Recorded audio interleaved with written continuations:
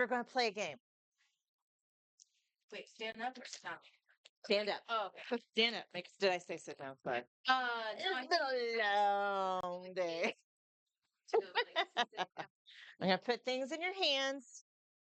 So, and you can keep things if you want. Yes. Yes, yes, yes. Let me see. I think did I not get it?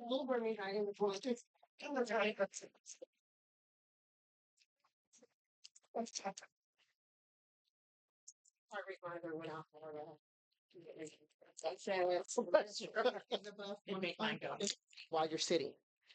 Oh, well. I've had fidgets that I've like broken. Like Yeah. that Jellicle one. Okay. So we're going to play a game, and it's really simple. Every time I say the word right, pass your item to the right. And every time I say the word left, pass your item to the left. Okay?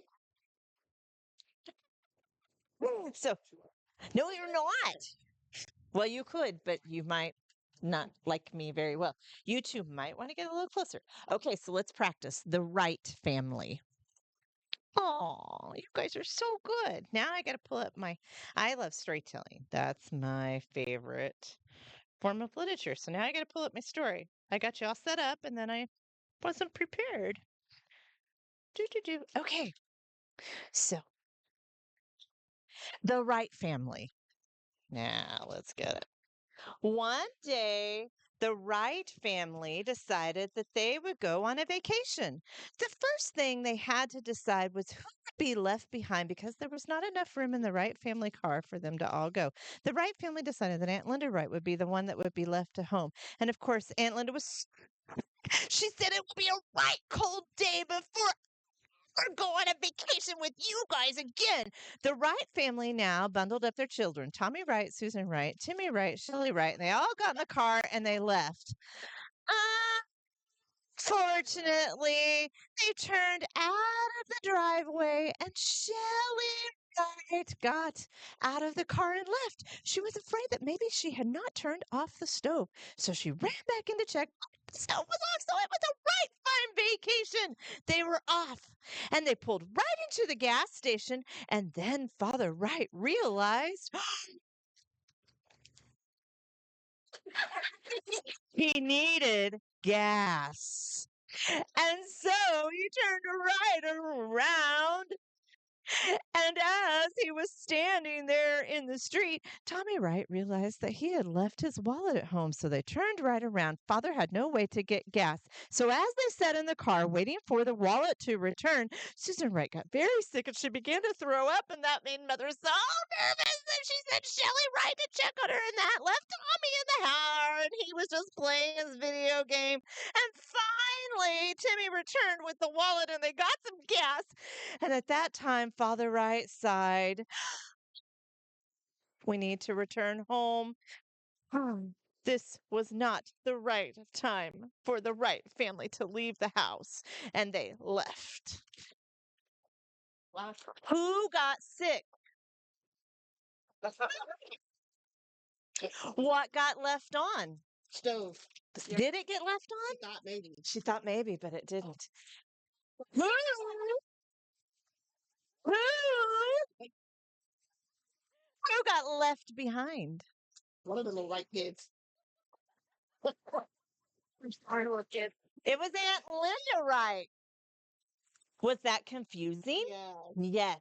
Language is hard. I'm a mom. My son, I'm a mom. I have two kids, my daughter and my son, but my son Connor is 32. Connor is deaf, has autism. And the Wright family is the best way that I can explain to the outside world what the world feels like to him. Because in sign language, this is right, like correct. This is right, like go right. WRIGHT family. Yeah. And so language gets very confusing. Welcome to autism. Have a seat. You can keep your fidgets or you can get one that's wrapped if you're like, I don't really want one that somebody's touched. So get what you want. So I'm Connor's mom. I have an official name. I'm Jamie McGranahan, but I'm Connor's mom. And so I started this journey. We just had this discussion. Connor just turned 32, and we began to search for a diagnosis for Connor when he was probably about 2.5 years old. And at that time, all the world knew about autism was Rain Man. And we lived in the Kansas City area, and we went to Children's Mercy, University of Missouri, St. Louis Cardinal Glen, back down here to an evaluator, and finally to KU Med Center. And KU at the time was developing a system called Positive Behavior Supports, and they diagnosed Connor with autism at 4.5. But he would go into the booth, those hearing booths that everybody goes in, and the monkey claps or the sounds make noise. And Connor would either read your face and respond or do nothing. And the testing that they did at that time, the ABR that monitors the brain waves, well, they couldn't get the kids sedated enough. We was 4, and they were up to the med levels of large adults, and they would send us home and say, we'll have to just do it again. We'll try it again. So at 7.5, we moved to Rogersville district from the Kansas City area. We moved to Rogersville when the kids were 5 and 4. And at 7.5, Connor's speech language pathologist at the school and his para and our family went to Missouri State, and we said all the professionals stay out of the box, let these people that know Connor do the box and observe him. And they came back and said, we believe he's deaf. And we were like, we do too. And so then finally, the world is different now, but finally, we got Children's Mercy in St. Luke's in Kansas City to agree to sedate Connor to the level that he needed with propofol. And Connor was sedated enough to have the ABR to realize that he was profoundly deaf. He hears large bells, like he was in front of a calliope at the World's Circus Fair Museum in Wisconsin. It's very interesting.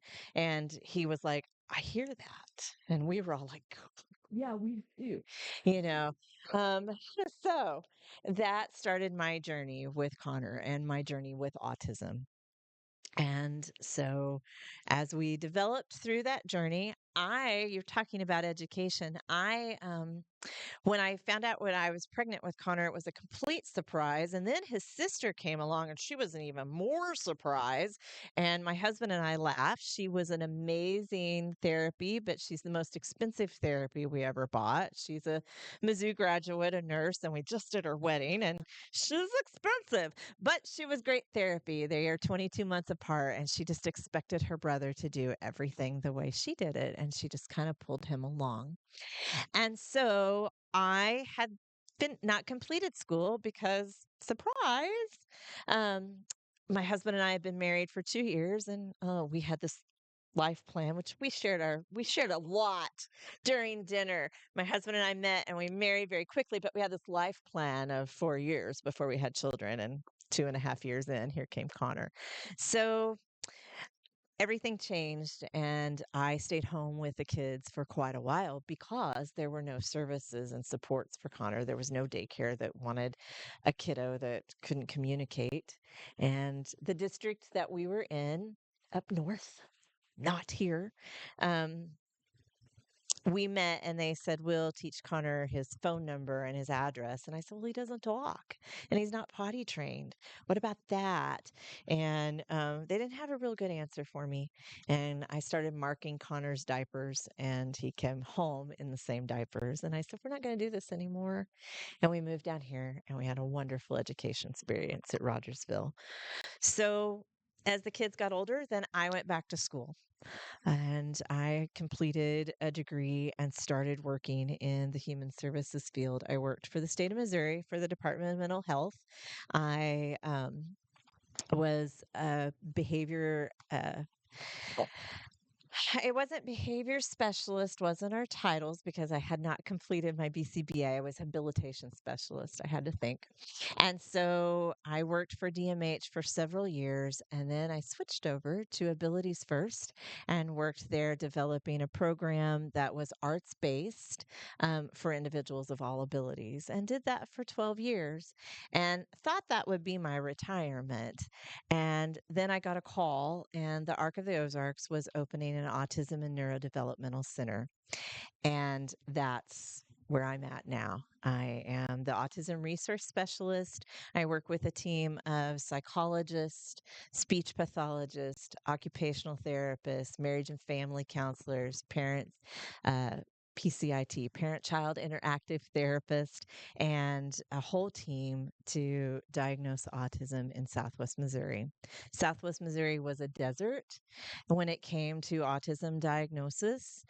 We see numbers of 1 in 36, although I would say I could challenge those numbers probably to not be accurate. But in nationwide, we look at 1 in 36 are diagnosed somewhere in the three levels of autism. And in Southwest Missouri, the numbers were more like 1 in 60 because there was not a lot of diagnostic abilities. And autism is not something that can be diagnosed by a pediatrician. It has to be diagnosed by a psychologist or a clinical based individual that is trained in specific services, including the ADOS, which is the gold standard assessment. And so the Arc of the Ozarks it's a community company that started in Springfield and now has divisions in Monett and Joplin and Kansas City and St. Charles. But they saw the need for autism evaluations and stepped away from that adult service, not away because they're still there, but stepped into a diagnostic clinic. And that's how the clinic was born in Springfield. The state of Missouri, it was one of the only nonpartisan events that took place in the legislation over the last few years. And we were awarded a $5 million matching grant. So they gave five and we matched with five. And the clinic was open a year ago this January.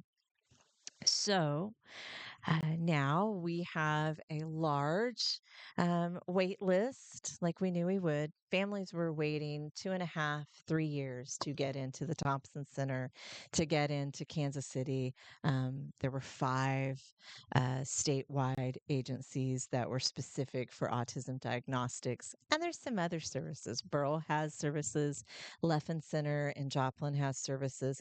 But their services were smaller in the amounts and the age.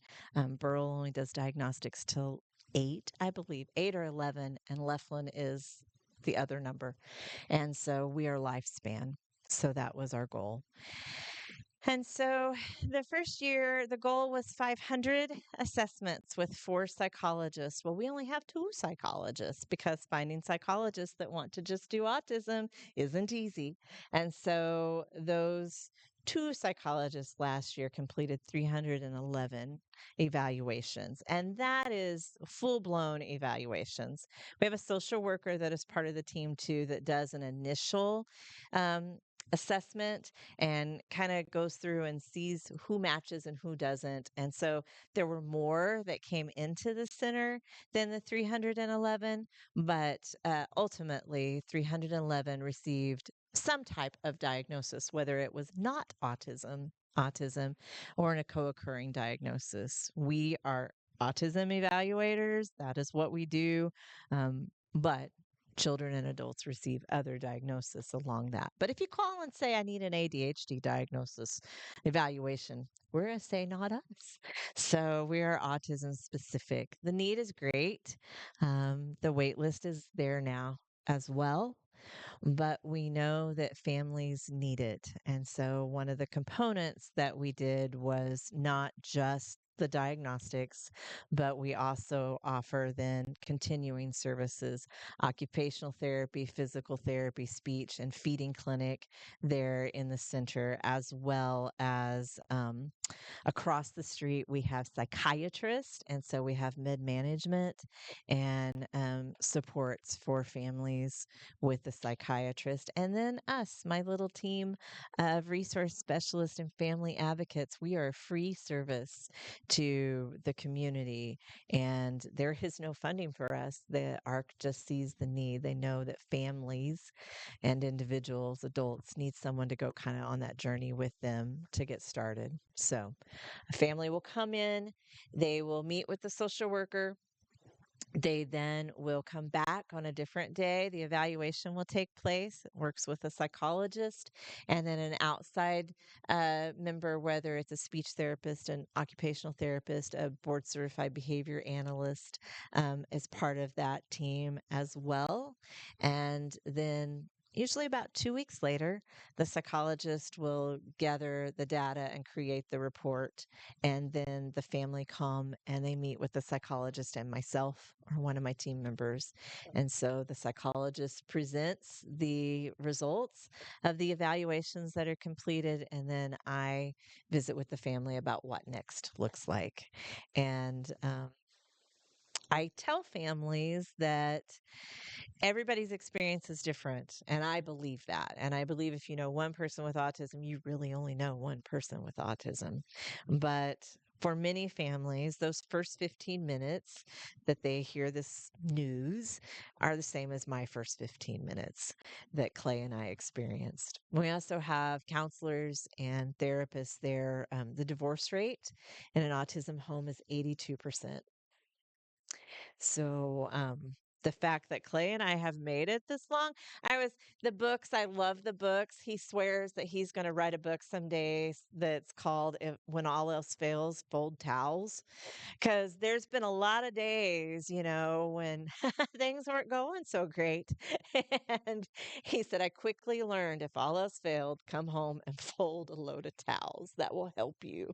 And I was like, yeah, that will. So that's kind of we often say that as a family, we're a family, but we're also an incorporation. We're like Mac Incorporated because we have to just, treat things like that some days.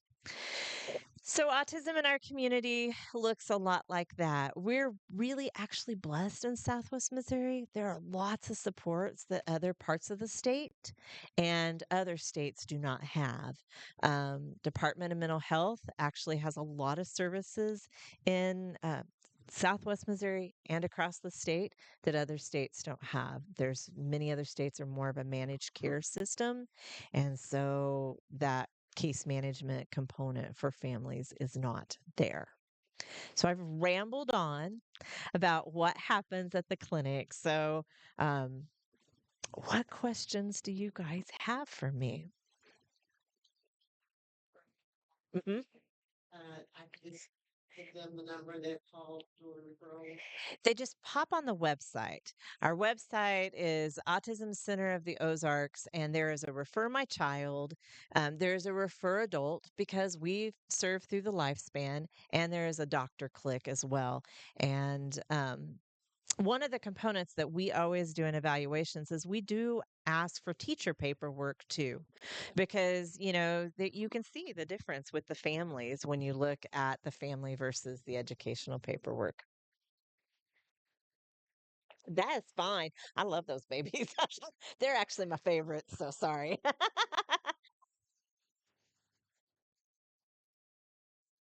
We are, and especially women.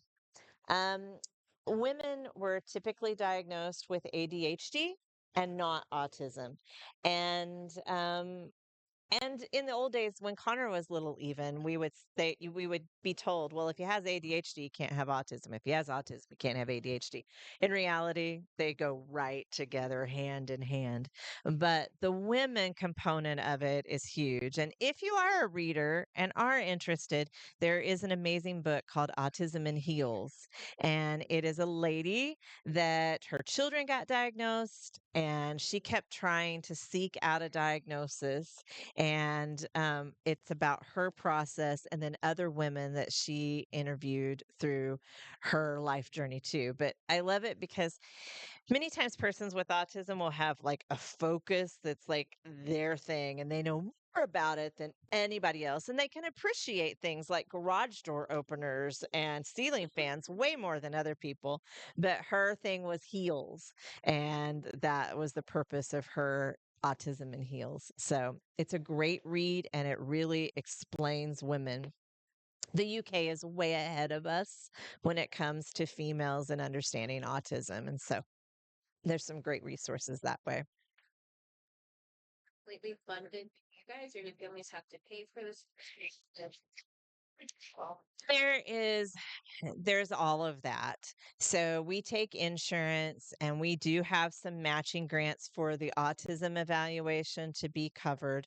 We have a sliding scale for our OT and PT and all of those sort of things. I wish everything was free. And at first I kind of thought maybe everything, and then you have to turn the lights on, So, but we have a really great billing department, and the ARC has existed for 60 years, and so there is some supports there that are available through us, and there's some of us that have been around in the field long enough to know all these little jot and tittle $5 grants that we can put all together to make something happen for somebody. Yeah, yeah. We try really hard because it's scary. It's scary, it's scary to be out there and not know what your kid needs. So, any other questions? Have a good team. Okay, I have a kiddo with like autism. They come into my IDP meeting.